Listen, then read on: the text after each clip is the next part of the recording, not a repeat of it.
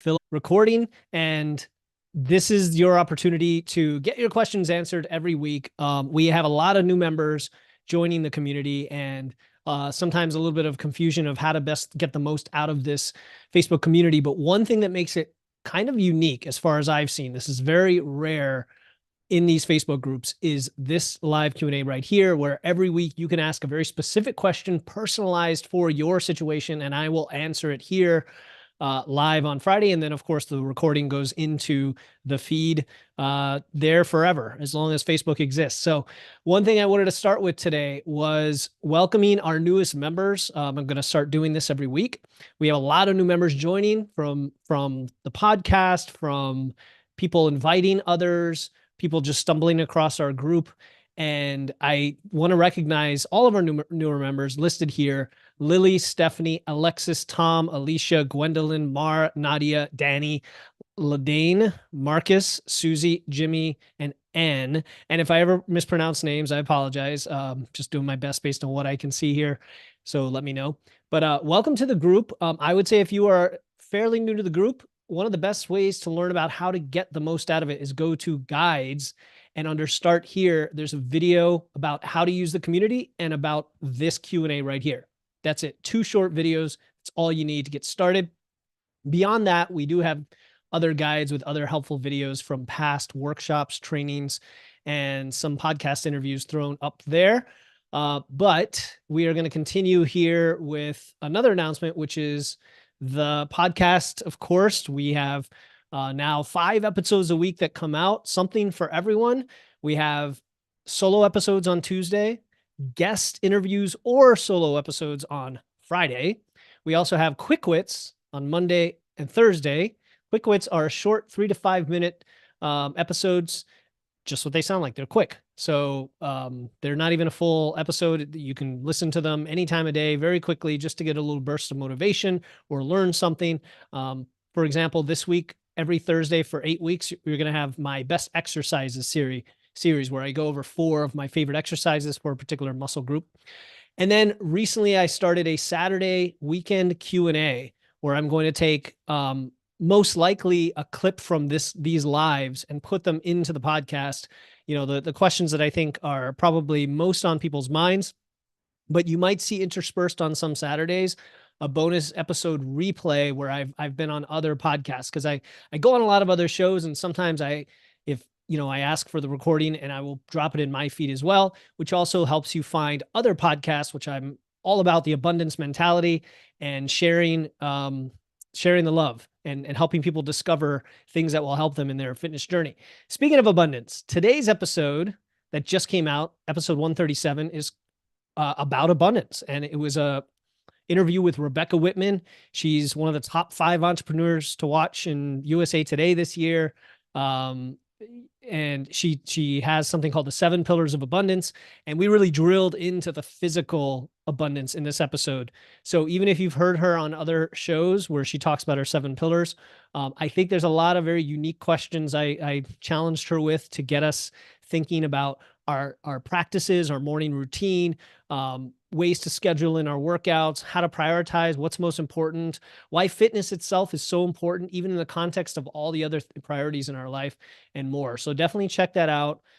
Please share the episode and also rate and review on Apple. If you've never done that before and you're a longtime listener, I would be grateful if you could go on to Apple today and just take 3 minutes to put in a 5-star review and your comment, actually write up a review and submit it. Let me know you did, or send me a screenshot and tag me.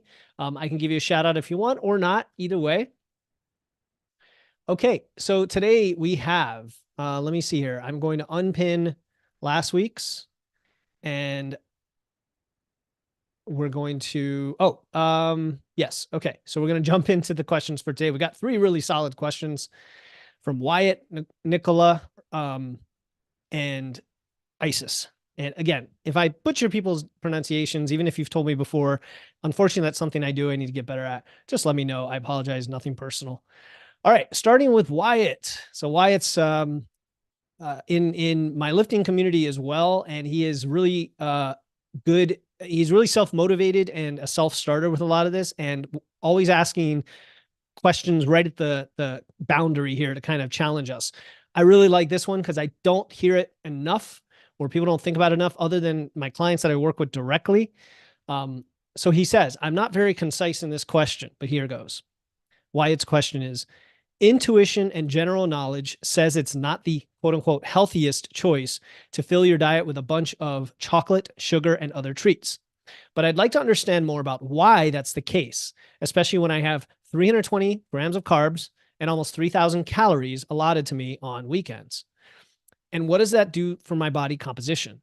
Given that I'm bulking, strength training, and eating protein at optimal levels, can my carb choice make me fatter or create different results than if I eat mostly whole food or unprocessed carbs? For example, for breakfast, lunch, and dinner, I'll generally eat oats, rice, potatoes, and occasionally wheat hamburger buns. For midday snacks, I'll eat fruits or rice cakes. Over Christmas, I got a lot of candy. Looking at macro factor, I generally have 120 grams of sugar per day, 34 grams of added sugars. I understand it's okay in moderation, especially when I'm hitting all the other targets. But given I hit my carb target every day, how is relatively high sugar intake affecting my training and gains? And there's some follow-ups here, but I'm going to focus on some of the aspects of your question. So first of all, the question about sugar, 120 grams of sugar per day, 34 grams of added sugars. And for anyone who wants to know how to figure that out, if you go into macro factor, and if you don't use macro factor, start using it right away. What are you waiting for? Use my code WITS and WAITS, all one word.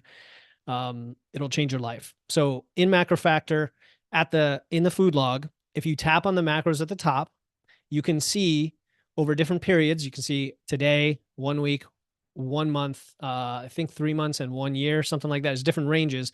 The average of all your macros and micros, including sugar and added sugar.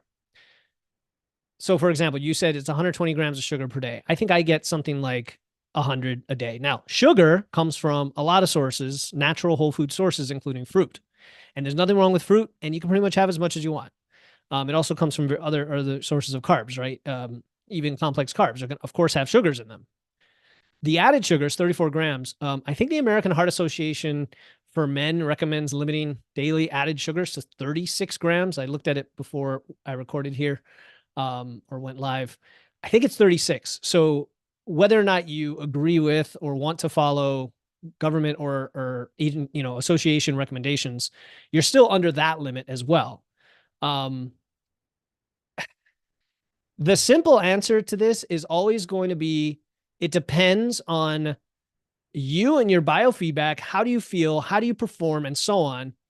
Much more so than some of the myths we hold on to about carbs making you fat and having too much sugar making you fat and this and that. However, having said all that, if you have too much sugar in your diet, it's going to displace other things. Of course, it's going to displace more nutrient-dense foods. Now, again, we're talking added sugars because natural sugars are found in whole foods that have lots of nutrients. So we don't want to confound the two. And what I would do, Wyatt, of course, is look at a given day that matches that profile and drill down into the meals that show the higher sugars and see where the natural sugars come from. Just to take comfort in the fact that they are probably mostly coming from whole foods. And then the added sugars are maybe where the concern is, but the amount isn't that much. I'm going to be honest. A few things that you might be concerned about: blood sugar regulation, right? If you have a lot of added sugar, it's going to cause probably a more rapid blood sugar and insulin spike, really any form of simple sugar. And people are worried about this. People are worried about this in the context of fat gain from carbs, for example. Your strength training, you are utilizing those carbs very effectively. And I suspect that there's no issue there, right? When it comes to metabolic disease and whatnot. And this is why I always talk about having more muscle and strength training being so protective against those things. There's also the idea that too much sugar promotes fat gain, promotes visceral fat gain due to the insulin-driven fat storage pathways. Again, I think that's mitigated somewhat by a healthier lifestyle, by lots of activity, by lots of movement. And again, the added sugar amount you have is probably far less than what the average person walking around is getting, let alone people that have even more unhealthy lifestyles. Then there's some other trickier areas. There's the inflammatory response that could be caused by added sugars. I find any discussion of inflammation, cell inflammation, of gut microbe and gut health kind of a mystery, and it's not just me. I think I think the general body of knowledge is in primitive stages right now when it comes to our understanding of gut health, for example, and inflammation. And there's so much misinformation about inflammation, which leads to recommendations for certain extreme diets, right? It's always, do the low carb or do carnivore because it's going to reduce inflammation. Okay, we're not going to jump to those conclusions. But what I would say is if you notice that you just feel more bloated, sluggish, you get brain fog, you get any sort of symptoms that are off from what is optimal for you, and you want to experiment with just, hey, I'm just gonna, I'm gonna get those candies out of my diet and replace them with other things like fruit and see if there makes a difference, then great. Some people, you're training so hard and you're lifting weights and you need all those carbs, your body's just going to consume them as energy right when you get them. It's going to help with your glycogen and you're going to move on and sit pretty, right? There's a reason that like some old school bodybuilders ate, gummy bears and things during and after the workout. I'm not saying that's what you want to do, but I'm also saying it may not be a big deal for you. Um, what's the other thing? No, we talked about gut health and the gut microbiome. There is a theory that too much sugar causes quote unquote bad bacteria to be able to feed more and grow and displace the better bacteria. So this could affect not only digestion, but all the things that the gut cascades to in your body, which is a pretty complicated subject. And it's funny you bring this up because I did have Josh Deck on my show. His episode will be coming out, I want to say March 1st. It may be sooner than that, but I think that's when it is. And it's all about that, the gut microbiome, gut health. We talk about sugar. We talk about these things. So long story short, man, see how you feel. Is it causing any issues, any symptoms of any kind? If you're feeling just as fine as you did with less sugar, it's probably fine for you. You're also within the AHA recommendation. So if that makes you feel better, great. If you'd rather have more nutrient dense foods and not so much candy, just displace them with other things that taste great instead of candy, and fruit's a perfectly good substitute. All right, man. Hope that helps. Next question is Nicola. This is a macrofactor question. I've been tracking fairly consistently since the start of December, the beginning of the Body Recomp Challenge. On the coach program, looking to maintain my weight, I was initially given 2,100 calories. And by the way, she sent a bunch of other information here, including screenshots. And she says her maintenance goal is 63 kilograms. And for those of you watching the video, she is currently just shy of 64 kilograms trend weight, started just below 63. So in the last month, that's in the last month. In the last month, she's gained about a kilogram, which is a couple pounds, which honestly is not a lot. But let's continue going. Okay. I was given 2,100 calories. My weight's been stable. I've mostly been staying within 100 calories or so of the target. In the last couple of weeks, my weight has started to creep up. And in the last two check-ins, macrofactors reduced my calorie targets. Now, the reason reduce her calorie targets, we're going to look at her expenditure graph now, is her expenditures dropped by about 170 calories in the last month. So it's taken a pretty steep drop. Now, a couple of reasons usually cause that. One is a big change in your activity level. This could be walking less, moving less, doing less, or training in a way that just burns fewer calories. It still might be a very effective way to train, but if you changed your, you went from 4 days to 3 days, or you went from, heavier strength focus to like a little bit lighter hypertrophy focus, it can change the amount of calories you burn, and that could also reduce your expenditure. There are many other reasons, of course, so we don't have to get into here unless we need to. But macrofactor will reduce your calorie intake because you're trying to maintain your weight because your expenditure is dropping. Now it says continue with her question. This lower target makes it much harder to reach my protein target on a vegetarian diet. And I actually don't care too much about scale weight as I'm trying to increase muscle mass. With that in mind, is it better to put in a slightly higher goal weight to give me some more calories to play with? Or should I focus on more on macros? The answer is yes. You should definitely set a goal to gain. In your case, I would love that for you. If you're open to doing that and you don't care about scale weight, as none of us really should, and you want to build muscle, that's going to be the best use of your time.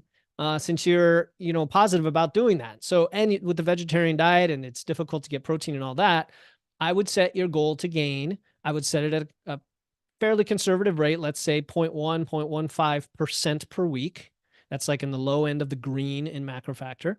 And I would sit on that for the next 6 to 9 months and just enjoy the lifts going up and the muscle packing on your body, and enjoy the food. And what should happen is your expenditure should level out, and then it should eventually start to creep back up. It really should, independent of other variables. I mean, so like, again, if the reason your drop came because you dropped your step count or something like that, you're going to want to look at that.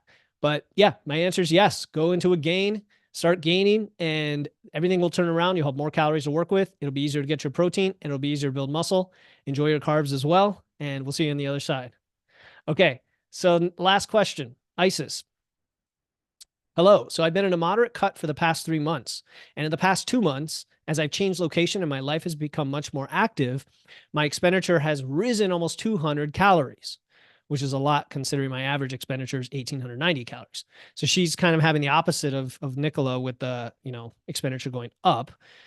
I've been training 4 times a week and doing progressive overload. Awesome. Progressive overload, the number one root cause of success when it comes to building strength and muscle. Even if it sometimes means I just add one more rep at the same weight. And additionally, I'm swimming 7 times a week for 40 minutes. Okay. So that's a red flag for me. Let's hold on to that. I'm very happy with everything so far. Increase in expenditure results in my body, mood, hunger levels, amount of cardio and training, but I'm always sore, and maybe that's not normal. So I know you said you're happy with everything so far, but my question to you, Isis, is the soreness a problem for you? And I'm guessing it is because you're bringing it up, right? You're kind of walking around sore all the time. Let's continue. I know I might be doing too much cardio, but it's the last thing I want to cut because I really enjoy it. It's my morning meditation / gratefulness time as I get to do it in the ocean, and it's just like a dream. Do you think I should keep on with things the way they are, or the soreness is a message from my body that I should pay attention to? And then I asked you if you're trying to build or maintain. I know you said you're in a moderate cut, but I was curious what your goal was. You said lose weight and build muscle. So I guess if you're still getting newbie gains and building muscle because you're able to have progressive overload even while in a cut, that's fine. But what's happening is you've got a recovery issue here. The recovery equation, the stress equation, is overloaded for you right now. So the question is, what do you want? Where's the trade-off you want to make? Option one is do nothing, and the trade-off is you're always sore. Okay. Now, there are situations for people, a lot of lifters I know, myself included, who have a perpetual level of some soreness, fatigue, achiness, things like that, depending on how hard we're pushing it. And we accept that for what we gain out of it, right? But you don't want to be walking around like not able to function, having DOMs, not being able to go upstairs, not being able to just enjoy life because of it. However, you are able to swim every day. So if that's the thing that you want to do functionally and physically, and it makes you happy, I'd be reticent to tell you not to do that. Now, if you came to me as a client, I would ask you, would you reduce that in some way and still have the same level of happiness, right? Like, could you reduce the time or the effort of the swimming? Because I believe that much cardio is impacting your recovery in conjunction with the 4 times a week training. The other option is to do 3 days a week training, right? So somewhere a trade-off in volume may have to occur. Now, in your case, it may be the training. So you don't give me specifics on the training, but training 4 times a week, if you're doing an all-out program with 5 or 6 movements and you're doing 3 or 4 hard sets of all those movements, it could be way too much volume, even independent of the swimming. Because I suspect you're pretty good at the swimming and you're somewhat adapted to it. And I like swimming as a modality for cardio. Honestly, it's a great modality. It's got like walking, but it's more strenuous, of course.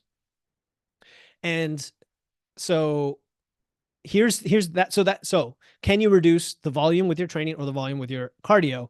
If you can't or don't want to, and I accept that, my next option is going to be, do you need to be in a cut? Okay. Do you need to be in a cut, or can you come to maintenance or even into a building phase? Because that will also help with all of this. If you're in a slight gain, I imagine that a lot of these recovery issues would go away because you would have enough energy. You're just not getting enough energy for the recovery. Now, your expenditure is higher. which is good because you're able to eat more even while in a cut. And I want to make sure you are eating those calories that they recommend and not going into too steep and too fast of a deficit, which will just exacerbate your recovery. But I think those are the three options. Option one, do nothing, accept that soreness is part of the game. Option two, reduce volume in your training or your cardio, and you're just going to have to experiment or share more details so we can figure out how to do that. Option three is to get out of the cut, and then you'll get more recovery. Now, there are other things that affect recovery. Sleep. You didn't mention how much sleep you get. Do you get 8 hours of sleep? If you only get 6, that's going to impact recovery. So adding another hour sleep could do it. Are you eating carbs around your workout? Right? Because that could make the workouts themselves be more stressful than they have to be. And I can kind of go through this whole list. Do you drink alcohol? Right? Do you have too much chronic stress? On and on and on. All of those things, Isis, I think you get it. But your question was, do you think I should keep on with things the way they are? And my answer was probably not if you don't want to be sore. Okay, so that is it. A lot of great questions for this week's Ask Philip. If you enjoyed the video, please give it the little heart and share it within the group. Comment on it. And put your comments below as well. Let me know that you saw the video. Let me know you learned something. Feel free to add more comments, or if you're a coach in the group, I'm fine if you want to throw in your opinions on this or anyone else with their experience. And that's it for this week's Ask Philip. I hope everyone has an amazing rest of your day and weekend, and I will see you soon.